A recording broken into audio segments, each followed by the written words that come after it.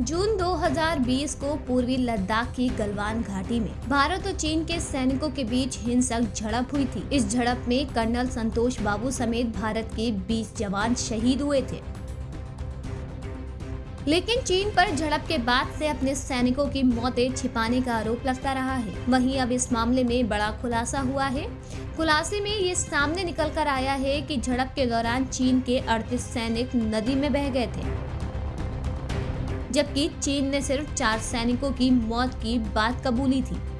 Australia के newspaper the वेलेक्सन में Galwan decoded नाम से छपी इस रिपोर्ट को इंडिपेंडेंट सोशल मीडिया रिसर्चर्स की टीम ने तैयार किया है, जिसमें कहा गया है कि झड़प के दौरान चीन की पीपल लिबरेशन आर्मी के कई जवान गलवान नदी में बह गए थे।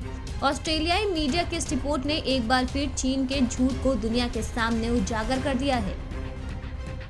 रिपोर्ट में चीनी सोशल मीडिया प्लेटफॉर्म वेइबो के हवाले से कहा गया है कि उस रात कम से कम 38 चीनी सैनिक डूब गए थे, लेकिन चीन ने सिर्फ 4 सैनिकों की मौत की बात कबूली है।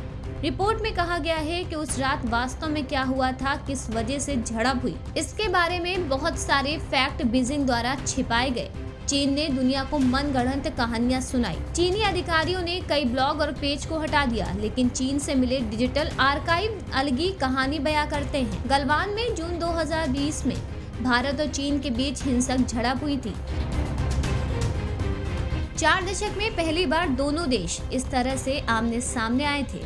चीन गलवान हिंसा में मारे गए सैनिकों की संख्या छिपाता रहा, लेकिन पिछले साल फरवरी में उसने अपने 4 सैनिकों को मरणोपरांत सम्मान करने का ऐलान किया था कि 4 लोगों की मौत में जूनियर सॉर्जेंट वांग जुओरान की मौत डूबने से हुई थी, बाकी तीनों की संघर्ष के दौरान।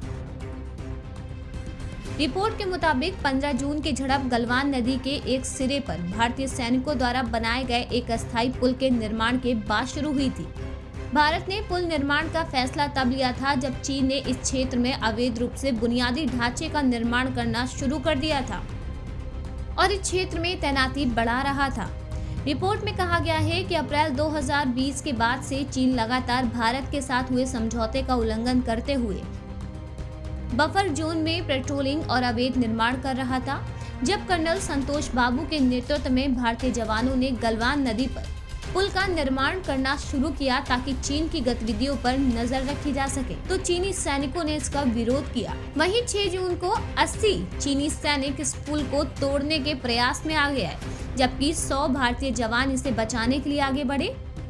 6 जून को भारत और चीनी सैनिकों के बीच समझौता हुआ कि दोनों सेनाएं बफर जोन से वापस जाएंगी, लेकिन चीन ने इस समझौते का उल्लंघन किया, जिसको देखने के लिए जब संतोष बाबू के नेतृत्व में भारतीय सैनिक आए तो उन पर चीनी सैनिकों ने हमला कर दिया। इसके बाद दोनों सेनाओं के बीच झड़प हुई, लेकिन झड़प में खुद को कमजोर होता देख चीनी सेना पीछे हटने लगी। ऐसे में चीनी सेना ने रात के अंधेरे में ही नदी में उतरकर उसे पार करने का फैसला किया, लेकिन नदी का बहाव तेज हो गया और चीनी सैनिक बह गए।